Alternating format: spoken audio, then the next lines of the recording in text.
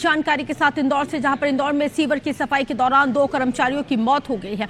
इसके साथ ही मुख्यमंत्री डॉक्टर मोहन यादव ने घटना पर दुख जताया है। मृतकों के परिजनों के प्रति संवेदना व्यक्त करते हुए 30-30 लाख रुपए की आर्थिक सहायता राशि दिए जाने की घोषणा की है। 2 निगम कर्मचारियों की दम घुटने से मौत हुई है। इसके साथ ही सीवर के चैम्बर में सफाई के लिए ये सभी लोग उतरे हुए थे। मशीन से सफाई के दौरान एक पार्ट चैम्बर में जा गिरा था, जिसकी वजह से ये हादसा हुआ है। सफाई करने के लिए सभी लोग उतरे हुए थे। जहरीली तो ये कल रात की ही घटना है। दरअसल चौथराम इलाके में एक चैम्बर काफी समय से परेशान कर रहा था, जिसके चलते उस चैम्बर को साफ करने के लिए वहां पर मजदूर पहुंचे थे। दावा किया जाता है कि मशीनों से साफ किए जाते हैं, लेकिन आखिरकार मजदूरों को अंदर उतरना ही पड़ता है। जब वे लोग सफाई कर रहे थे तो वहां पर चैम्बर का जो मशीन था उसका एक पार्ट अंदर गिर गया था चैम्बर के, जिसके चलते उन्हें उतरना पड़ा।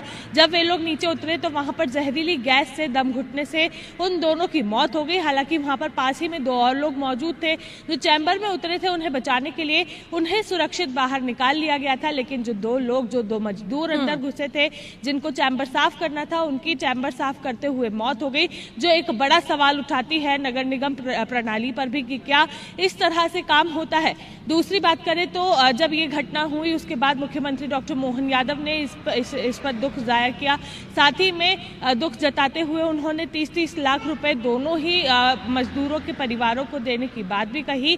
वहीं दूसरी ओर अगर हम बात करें इंदौर के महापौर पुष्यमित्र भार्गव की, तो उन्होंने भी इस पूरे मामले में जांच शुरू करवाई है और कहा है कि पता लगाया जाए कि आखिरकार कौन सी गैस थी, किस तरह से उन्हें परेशानी हुई, जिसके बाद लेकिन जांच तो होती रहेगी। ऐसी कई जांच कमेटियां बनती रहती हैं और हम देखते हैं कि एमवाई में भी कई जांच कमेटियां बनी, लेकिन रिजल्ट आज तक उसका भी बहुत ज्यादा मुकम्मल नहीं निकल के आ पाया है। अब इसकी भी जांच कमेटी बनेगी, जांच होगी, लेकिन हम आज भी उसी तरह से जीने के लिए और उसी तरह से निगम कर्मचारियों को काम करवाने के लिए मजबूर हैं।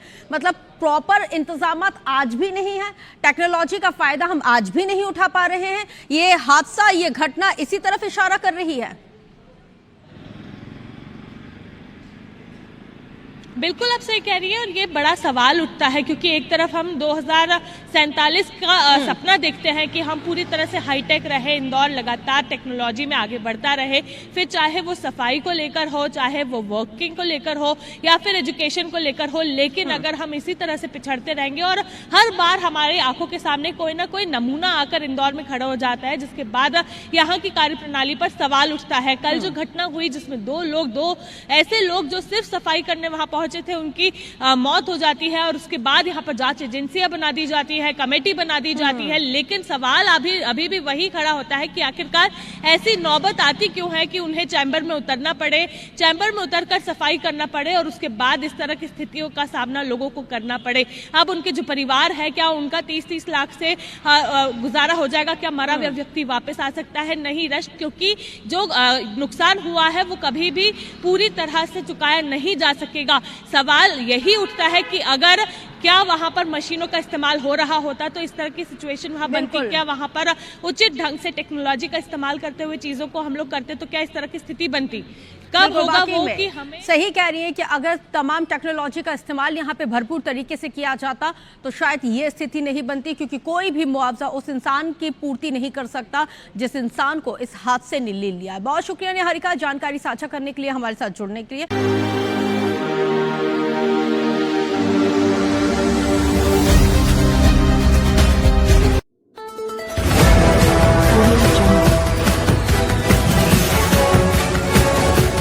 MP लाइव टीवी आपको रखे अपडेट, सच जो हम आपको बताएंगे। ऐसी भी तमाम खबरों से अपडेट रहने के लिए MP live TV news channel को सब्सक्राइब करना ना भूले।